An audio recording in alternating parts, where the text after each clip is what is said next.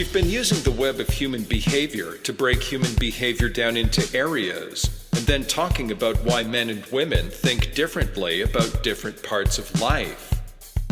When we all make the best decisions we can think of in the situations we're in for ourselves and the people and things we care about.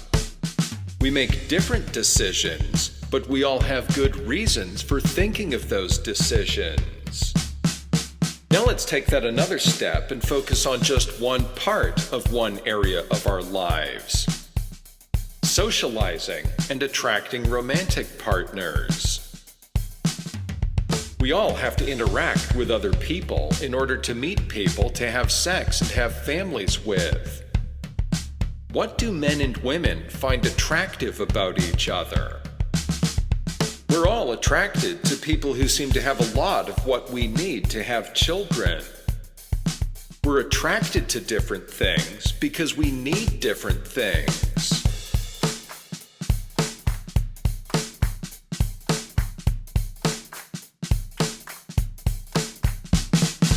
We're all attracted to people who seem to have a lot of what we need to have children. We're attracted to different things because we need different things.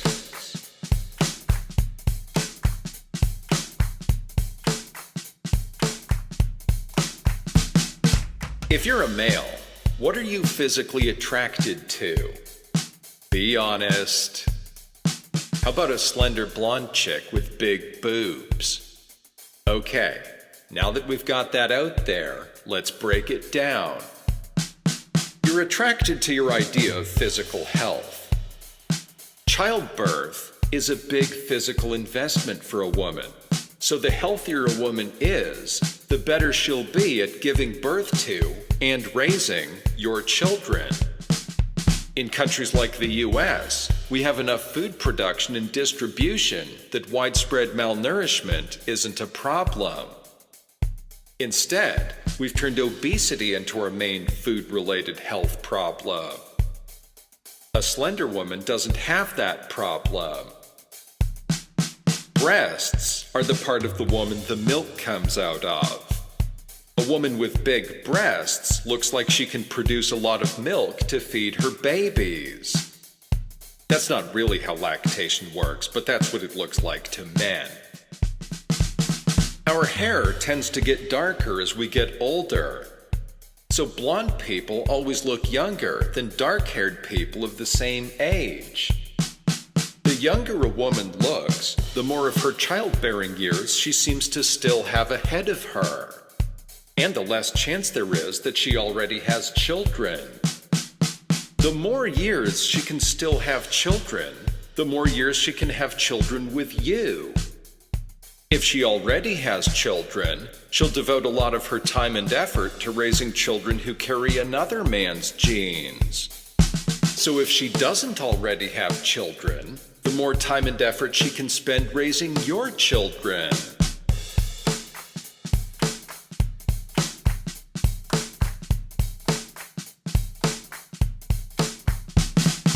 Youth and physical health are two of the most valuable qualities for a woman to have from the point of view of a man who wants to have children with her. And they're the easiest two to recognize. So those two things are very popular. A good mother also needs to be mentally healthy, compassionate, and intelligent, among other things. But those aren't things you can see in an instant. Things you can see in an instant are things you can photograph, which tells you a lot about why the modeling industry works the way it does.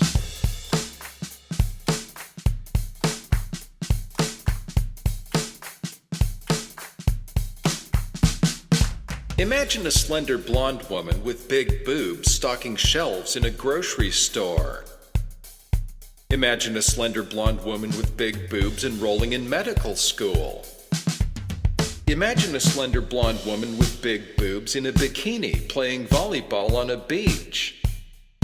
Imagine a slender blonde woman with big boobs firing you from your job because you do nothing but daydream about women all day. It It doesn't matter what your idea of a physically attractive woman is doing or where she is. It's the woman who's attractive to you.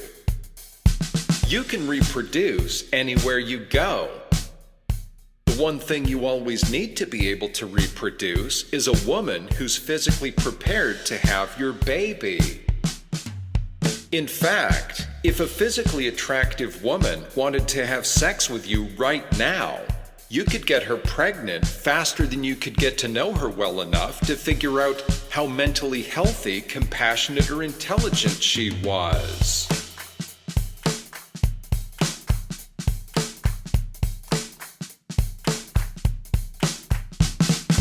If a woman is physically attractive to you, she's probably physically attractive to other men too. That means if you want to hook up with her, you better do it before someone else does. Because whoever has sex with her first gets the first chance of getting her pregnant. So how much time can you really afford to spend getting to know her?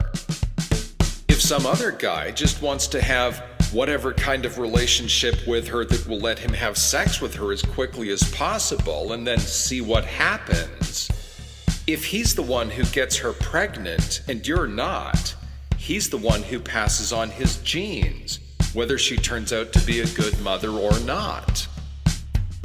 So regardless of the kind of relationship you want to have with a woman, you have to get into some kind of relationship with her before another man does to get the best chance of getting her pregnant. That means the way men are attracted so intensely to visible physical features of women is partly a way that men compete against other men.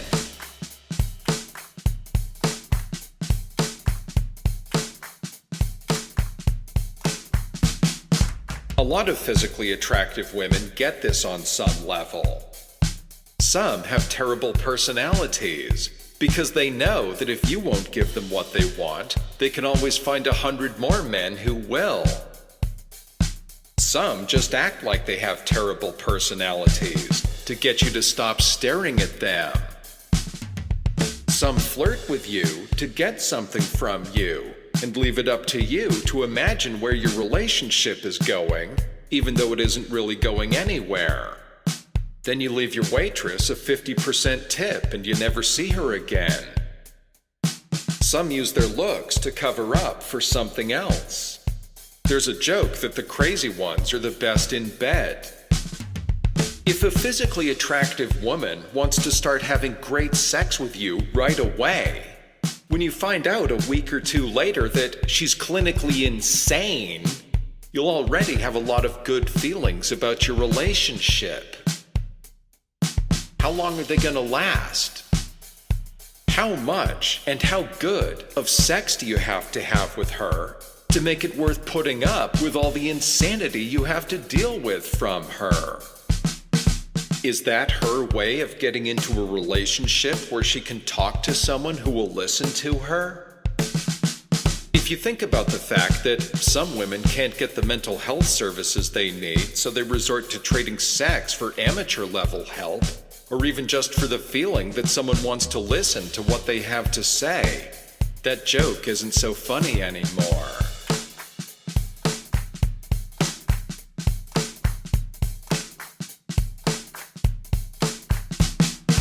We're all attracted to people who seem to have a lot of what we need to have children.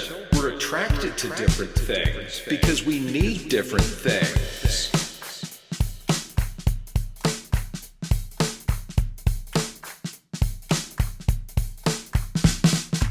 What qualities do women find attractive in men? There are some underlying themes here too, but they're more complicated. Because women have higher standards on who they're attracted to. Imagine a man in his 30s or 40s wearing an expensive business suit, sitting at an expensive desk, confidently counting stacks of money. Imagine a man in his 20s or 30s wearing jeans and a t-shirt, confidently loading tools into a pickup truck. Imagine a man in his 30s or 40s on a stage in a jazz bar, confidently playing his trumpet for an adoring crowd. Imagine a man in his 20s or 30s sitting on a horse, holding a bow, confidently watching a herd of buffalo in the distance. Any of those are attractive men. What they all have in common is that they're healthy, intelligent, and they're well adapted to their environments. A good father needs many of the same things a woman needs to be a good mother. He needs to be mentally healthy, compassionate, hardworking, and patient, just to name a few. So women want to see a picture that tells a big enough story that they can see those things.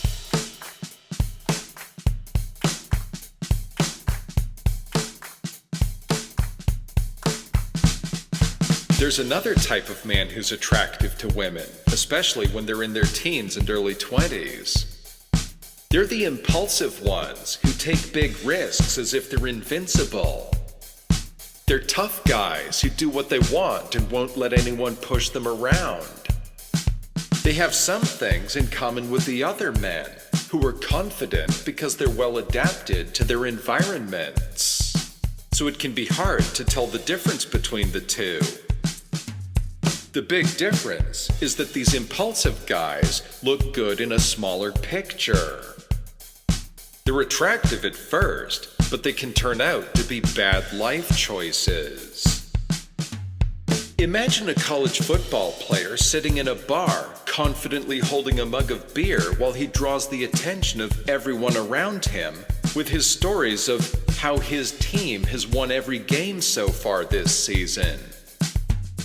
Imagine a singer and guitarist in his early 20s on a stage with his band, playing a sold-out show in a small venue, driving the crowd wild with his lyrics and melodies. Imagine a singer and guitarist in his mid-30s on a stage with his band, playing a sold-out show in a sports arena, driving the crowd wild with his lyrics and melodies. Imagine a muscular guy from a bad neighborhood walking down the hall in your high school. Everyone in school knows who he is, and no one wants to mess with him.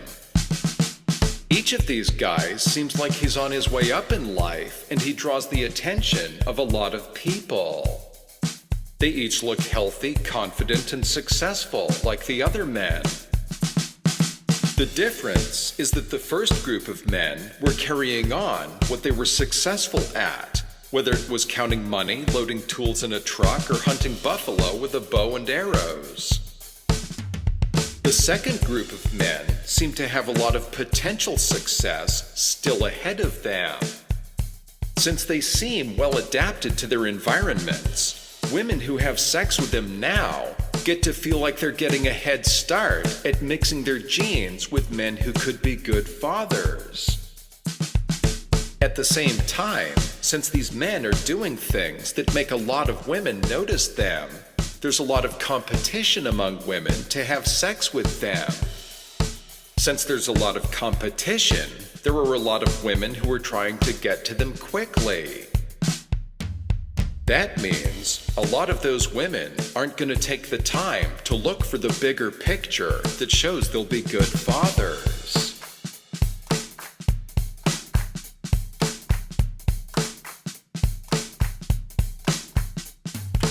Remember, evolution is the differential survival rates of genes.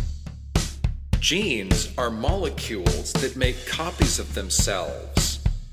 They don't care how you feel about anything. If you have sex with a tough, impulsive guy who takes big risks and draws a lot of attention to himself, you can have an exciting time with him for a night or a couple of months or a year or two. But he knows a lot of other women feel the same way. If you get pregnant from him, in the long run, you could end up a single mother working 2 jobs, wondering when your next child support check is coming. But if you had a son with him, what you got out of the deal is a boy with his father's genes. If he grows up to be an impulsive tough guy who takes big risks and draws a lot of attention to himself, he can get more women pregnant and pass on your genes.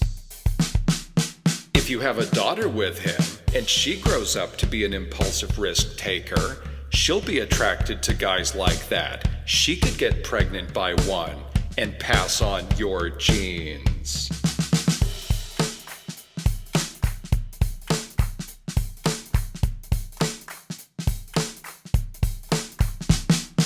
There's another part to that too. A man might have genes that are so good, if you go to the trouble of raising his child all by yourself, you still do well, because you get a kid with great genes out of the deal. This is why male celebrities are so attractive to a lot of women. If you're a single woman and you love music, and you got the chance to have sex with your favorite male musician, would you do it? And if you got pregnant by him, would you keep the baby? There's a very good chance that your baby is going to grow up to be a great musician. And so will your grandchildren, even if you have to work 2 jobs most of your life.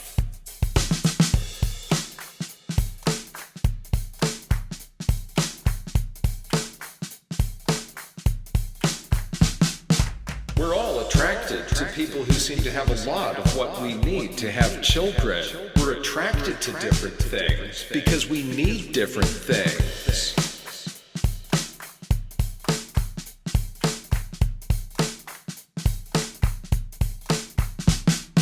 The point is, we all have our reasons for being sexually attracted to whoever we're attracted to. At the bottom of it all is the perception of some good opportunity to pass your genes on to children. So just remember to think about what you're doing enough to make sure you're making good decisions for the life you're trying to live. We're all attracted to people who seem to have a lot of what we need to have children. We're attracted to different things because we need different things. At the bottom of it all is the perception of some good opportunity to pass your genes on to children. This is Ezra Neeson. You've been listening to Our Lives Matter, a blueprint for an education system for the 21st century, track 36. Visit my website at STEAMAPE.org. Science, technology, engineering, art, mathematics, activism, philosophy, and education to hear new tracks every week. Thanks for listening.